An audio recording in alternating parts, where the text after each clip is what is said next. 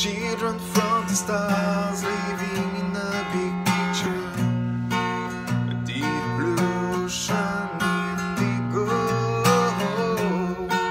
and I will jump as high as my heart desire to this indigo rainbow. Can you feel this love?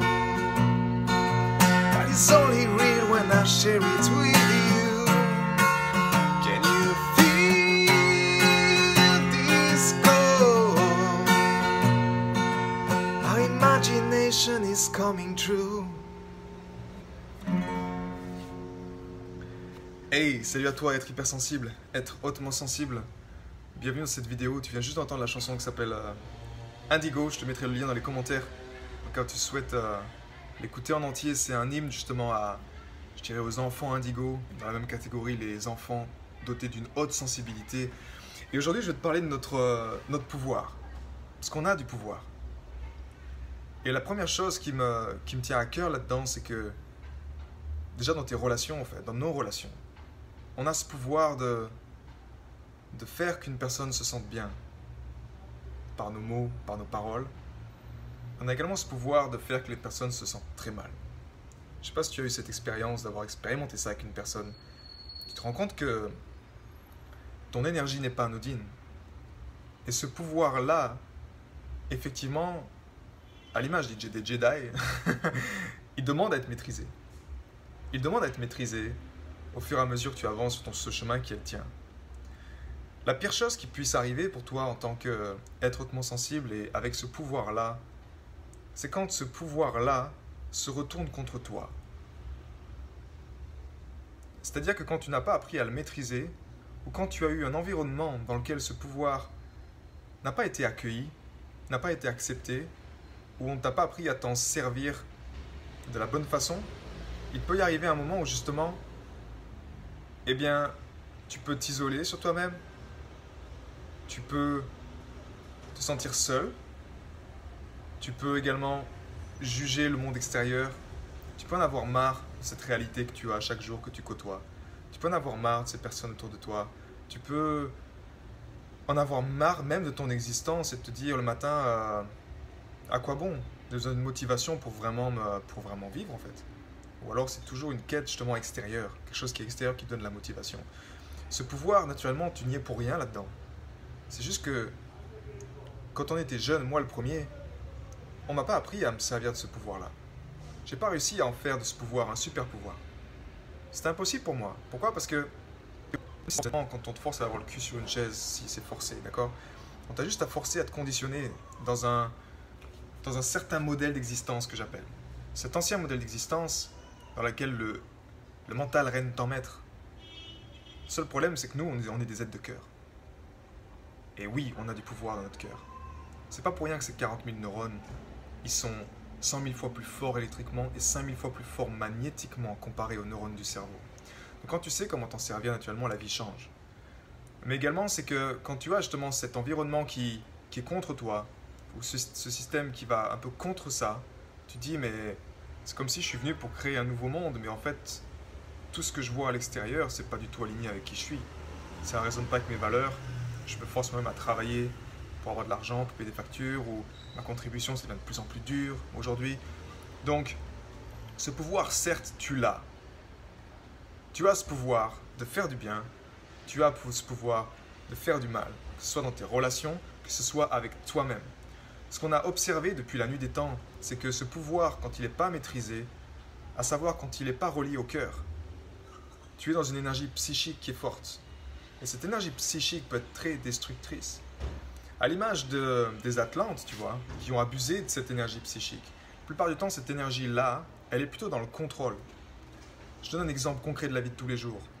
Tu as par exemple des autorités, que ce soit tes parents, que ce soit ta compagne, ton compagnon, qui te mettent, on va dire, qui te créent un cadre, qui te forcent à être dans un cadre. Tu as besoin d'être dans ce cadre-là pour survivre, okay, ou pour exister.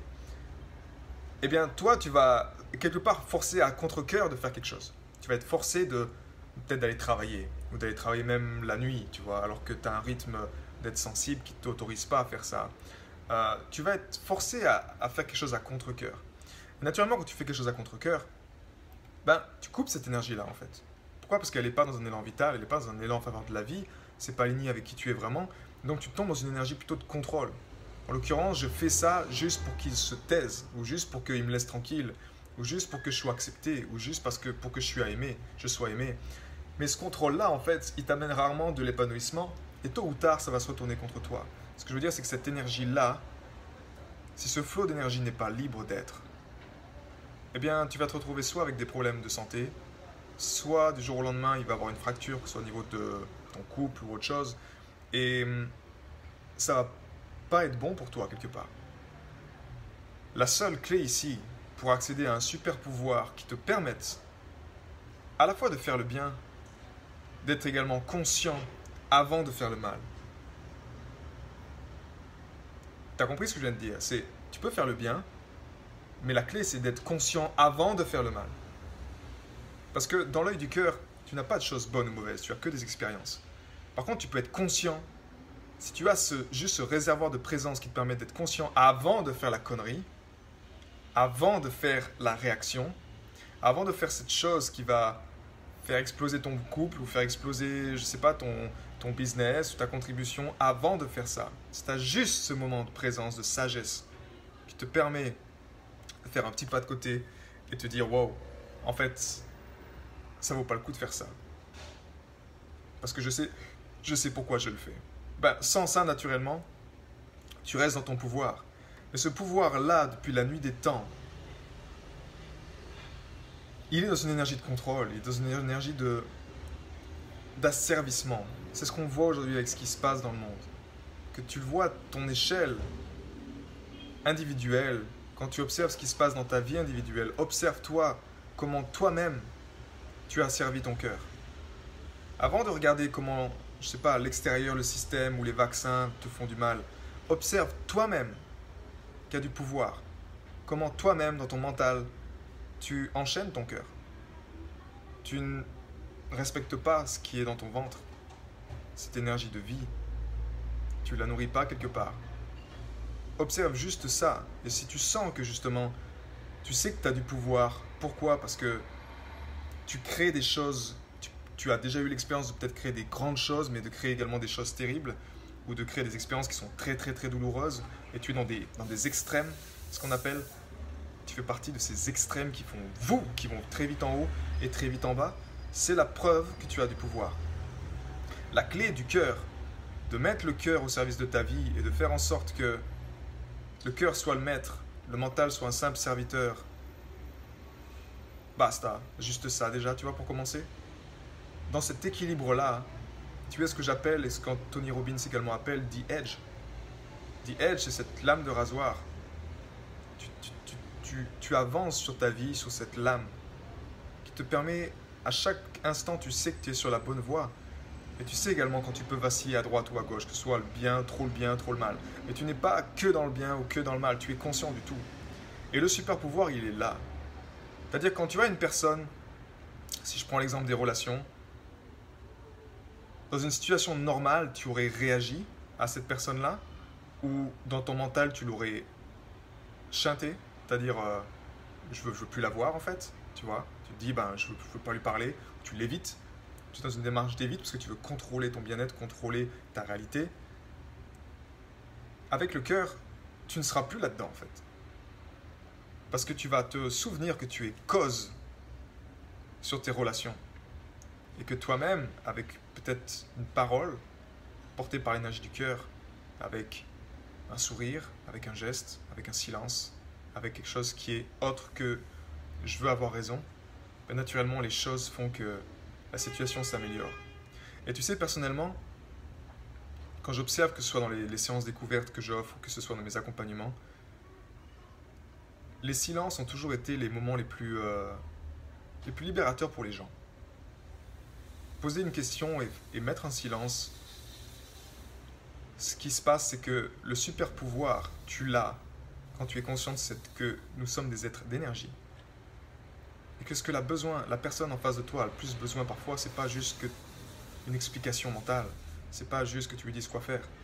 C'est peut-être juste une écoute active dans ton cœur, mais dans laquelle, ici, tu accèdes au pouvoir de compassion. Et le pouvoir de compassion, c'est vraiment ça le super pouvoir.